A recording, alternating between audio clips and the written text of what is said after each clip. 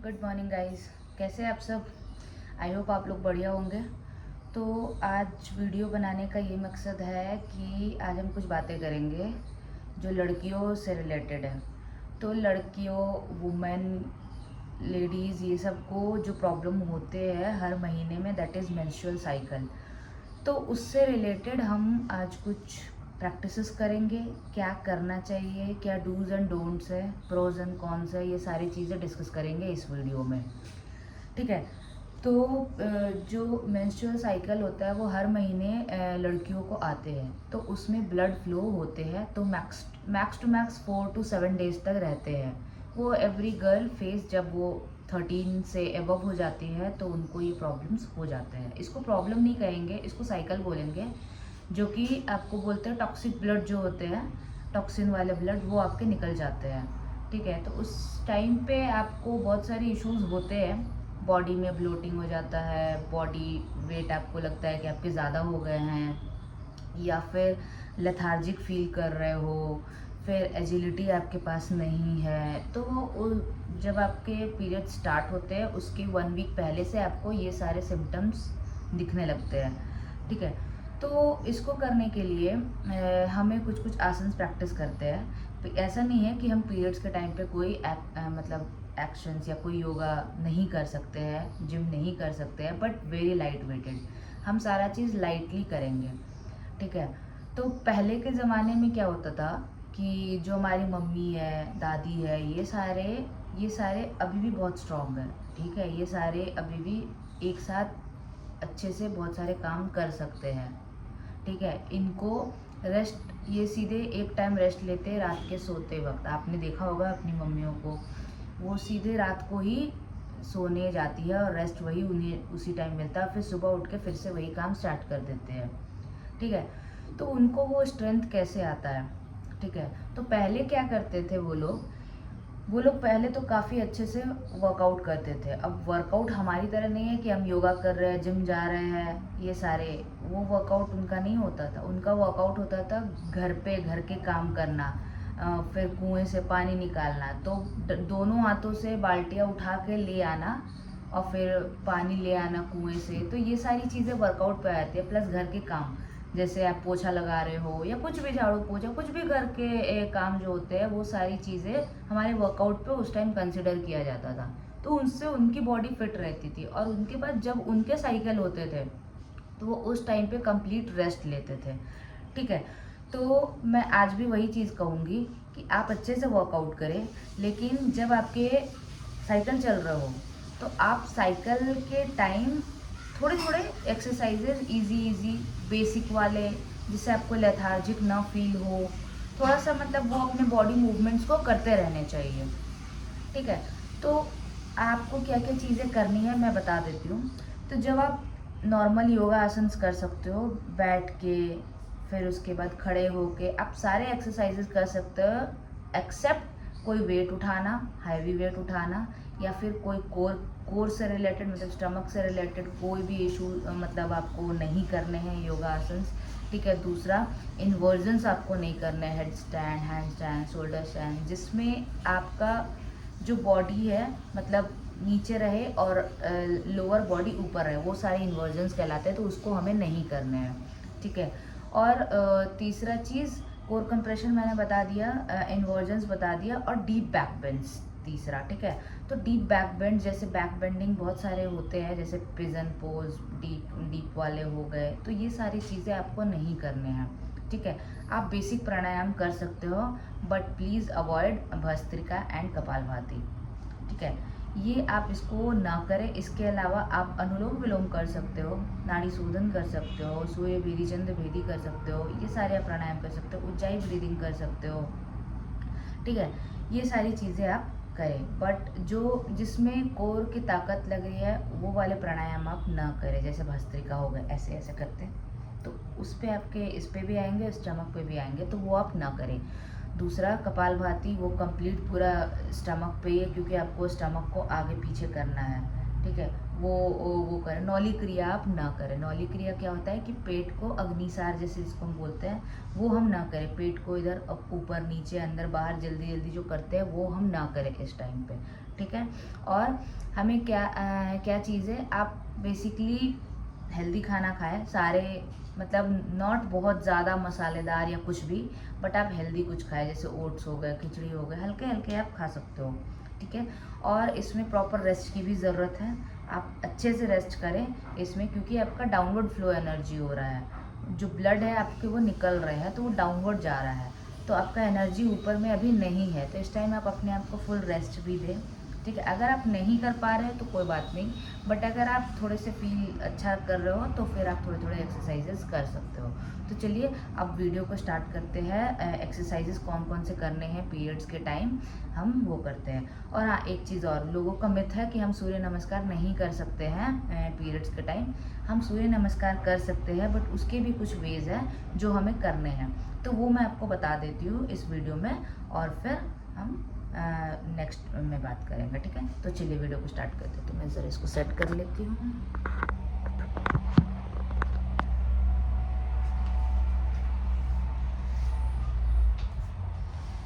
तो जब हम साइकिल पे चल रहे हो तो first day, second day, third day आप कोई भी डे ये कर सकते हो, कोई प्रॉब्लम नहीं है। आपको प्राणायाम मैंने बता दिया, जो जो प्राणायाम आपको करने हैं वो आप कर सकते हो।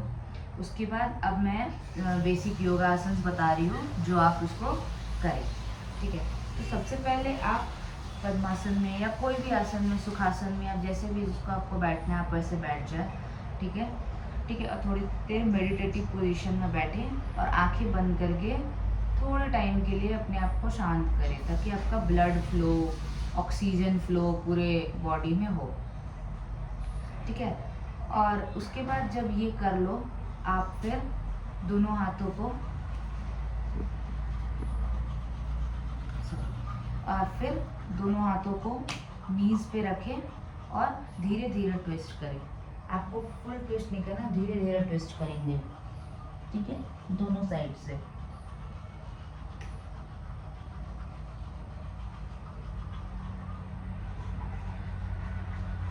Ten times clockwise, 10 times anti clockwise, ठीक है। धीरे धीरे, आपको कोई ज़रूरत नहीं है हमें तेज तेज करने की, ठीक है।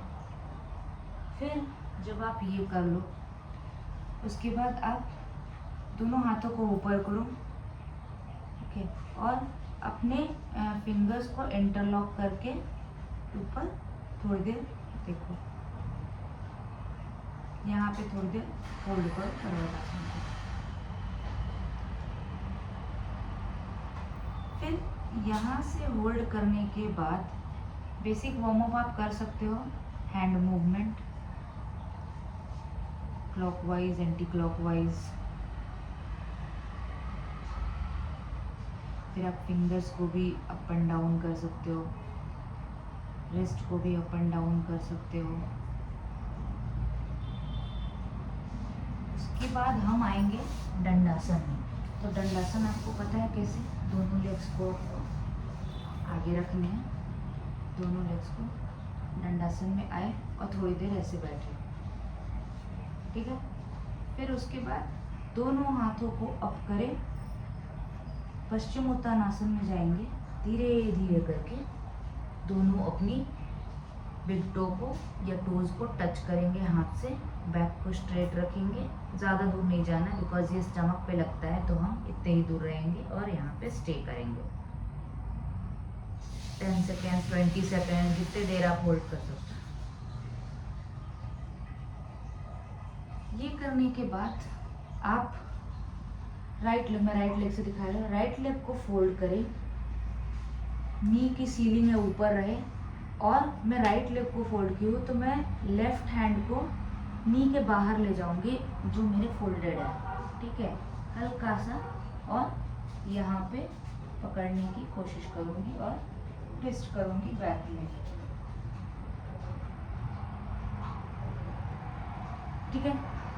सेम विद द दूसरा लेग, लेफ्ट लेग किया, और मेरे जो लेफ्ट हैंड है वो बैक में रहेंगे, राइट हैंड जो है उसको ट्विस्ट करते हुए लेफ्ट लेग को पकड़ूंगी और बैक देखूंगी। 10 सेकेंड्स होल्ड के बाद वापस आएंगे, दंडासन में।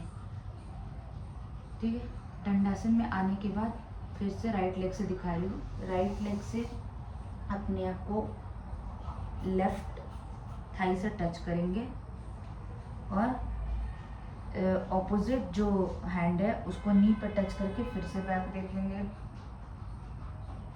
ज़्यादा नहीं करना है आपको, बहुत ज़्यादा टेस्ट नहीं, बहुत कम, धीरे धीरे।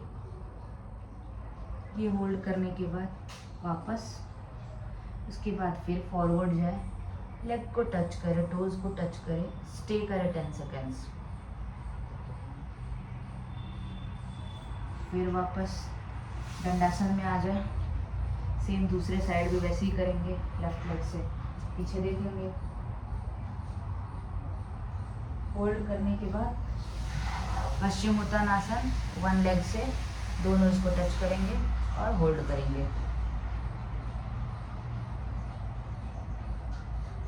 ठीक है, अब वापस फिर से दंडासन में आएंगे। दंडासन में जाने के बाद फिर से राइट लेग को फोल्ड करेंगे। अब मैं राइट लेग को लेफ्ट नी के बाहर साइड में रख रही हूँ, ऐसे। ठीक है, और जो मेरा ऑपोजिट हैंड है, मतलब लेफ्ट हैंड है, उसको मैं बाहर ले जाऊंगी और राइट हैंड को पीछे ले जाऊंगी। राइट हैंड को पीछे, लेफ्ट हैंड को नी के साइड में ले जाऊंगी और बैक देखूंगी। या तो आप ऐसे कर सकते हो या आप ऐसे कर सकते हो।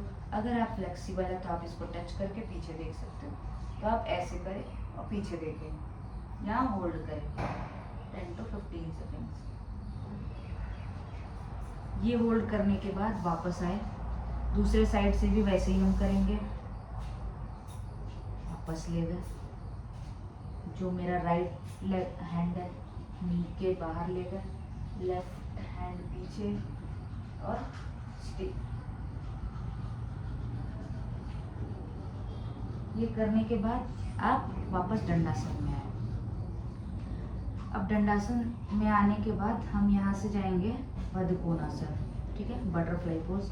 इससे फ्लो आपके बहुत अच्छे होंगे, आप इसको रोज़ प्रैक्टिस कर सकते हो। तो बटरफ्लाई पोज में आएंगे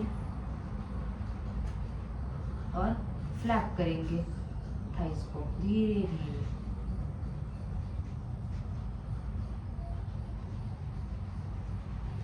यहाँ फ्लैप करने के बाद थोड़ी देर forward fold 5 times, easy way में धीरे धीरे।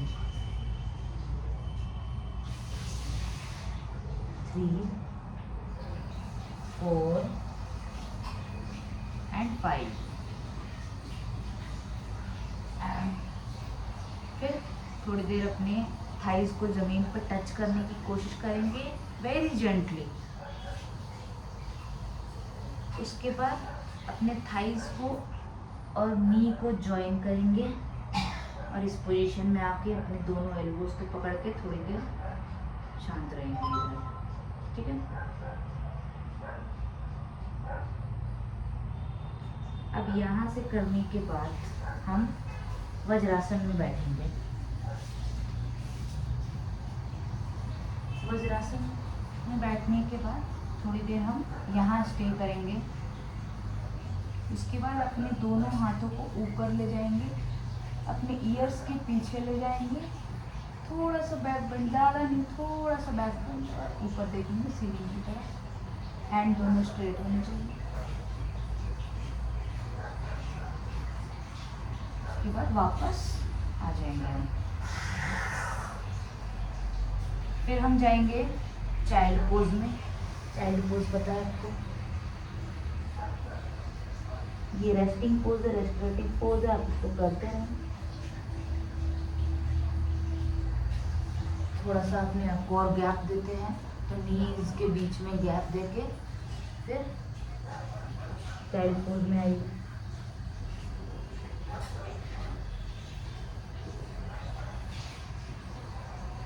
कुछ देर स्टे करने के बाद अब वापस आ जाए वीरासन में। ऐसे ही वीरासन में, लेकिन हम कंप्लीट वीरासन नहीं कर रहे हैं, हम हिप को अपने हील्स पे बैठा के रखे हैं। ठीक है, उसके बाद यहाँ से हम पहले टेबल पोज में आएंगे। टेबल पोज में आने के बाद वेरी जेंटली आपको कैट एंड काउ पोज करने हैं, बहुत हल्के हल्के से। एक्सपेंड और कॉन्ट्रैक्ट ज़्यादा नहीं करने हैं, धीरे धीरे करने हैं।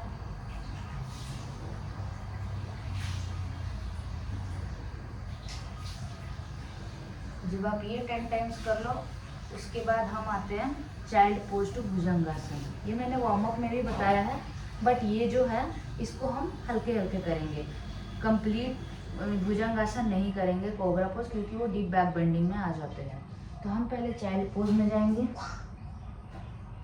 चाइल्ड पोज से अप हुए, ठीक है, और उसके बाद अपने आप को नीचे थोड़ा सा किए, अष्टांग नमस्कार में आके ज़्यादा दूर नहीं, इतना दूर बैक बेंड किए, कोबरा पोज, वापस आके चाइल्ड पोज। इसको 10 टाइम्स।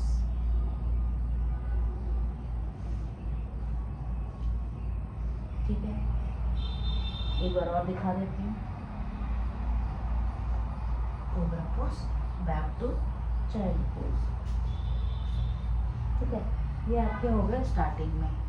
अब चलिए मैं आपको सूर्य नमस्कार दिखा देती हूँ, जो हमें बेसिक करने हैं। प्रॉपर प्लैंक प्लीज़ अवॉइड करें, क्योंकि वो कोर कंप्रेशन में आता है, तो हम उसको नहीं करेंगे। तो सूर्य नमस्कार करने के लिए मैट के पास आ जाए, नमस्कार, हस्त उत्तान आसन, सिर्फ हैंड को ईयर के पास ले जाए और पर्वतासन स्टैंडिंग में खड़े हो जाए। पादहस्तासन, फॉरवर्ड बेंडिंग हल्का करना है, ज़्यादा नहीं तेज करने हैं। फॉरवर्ड बेंडिंग करना जितना दूर हो सके, जितना आपको कंफर्टेबल हो। उसके बाद आप 2 से 3 राउंड ही करें, ज़्यादा राउंड ना करें, उससे गर्मी होती है, इसीलिए आप ना करें। उसके बाद अश्वसंचालन आसन, राइट लेग को पीछे ले जाए हल्का सा एंड स्ट्रेट। ठीक है, उसके बाद अधोमुख श्वानासन, यहाँ पे थोड़ी देर स्टे करें। यहाँ स्टे करने के बाद अब आप पहले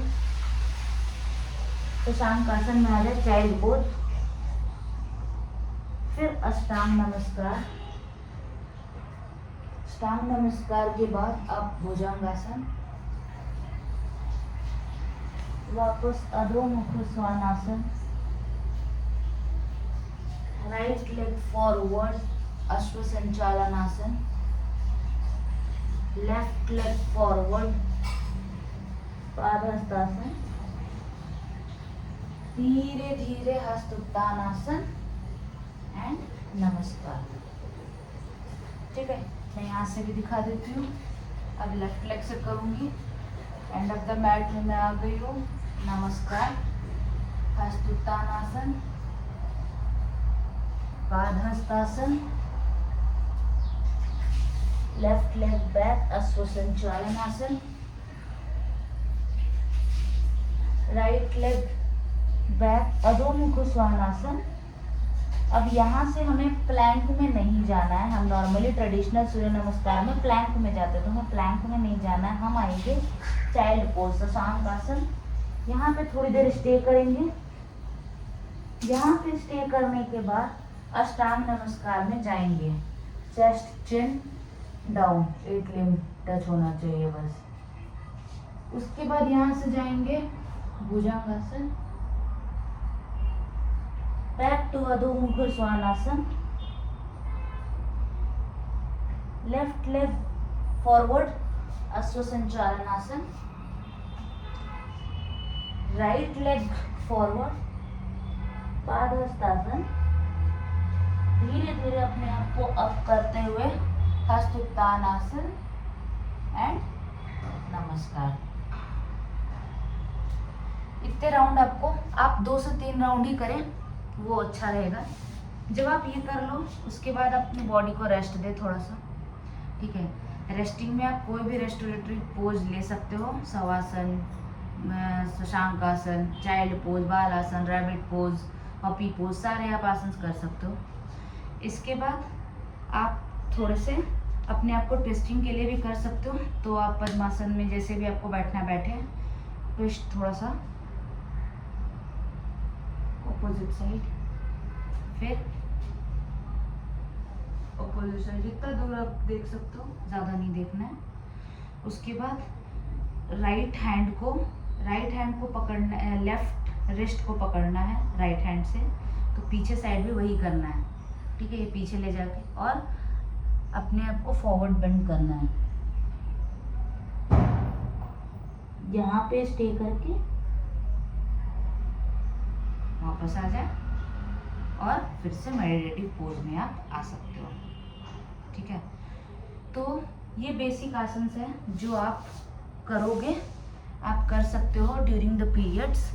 इससे आपको कोई दिक्कत नहीं होगी, ना स्टमक में पेन होगा, ना बैक बेंडिंग में इसमें कुछ है, और ना ही कोई इन्वर्जन चीज़ें हैं। तो ये सारी चीज़ें आप कर सकते हो। ये जो मैंने बताया फ्लो, ये आप इसको करें during the periods 5 days 7 days. आजकल खान पान की वजह से लोगों के पीरियड्स 3 to 4 डेज ही चल रहे हैं, तो उसके लिए भी कोई प्रॉब्लम नहीं है। लेकिन आपको इस टाइम पे अपने आप को अच्छे से ध्यान रखना है, रेस्ट करना है अच्छे से, और बेसिक एक्सरसाइजेज आप करते रहिए ताकि आपके बॉडी में ब्लड फ्लो, ऑक्सीजन फ्लो अच्छे से होते रहे, ठीक है। लेथार्जिक नहीं फील करना है, ठीक है। बाकी मैंने डूज एंड डोंट्स आपको बता दिए हैं, क्या क्या चीज़ें करनी है, क्या क्या नहीं करनी है, आप वो सब करें। एंड ठीक है, चलिए करते हैं वीडियो को एंड, और बताएं आपको वीडियो कैसा लगा। तो आप मुझे कमेंट करिएगा वीडियो अच्छा लगा, और आपको नेक्स्ट कौन से पोजेस, कौन सी चीज़ें, किसके बारे में आपको करने योगासन चाहिए, आप मुझे कमेंट कर सकते हो, ठीक है।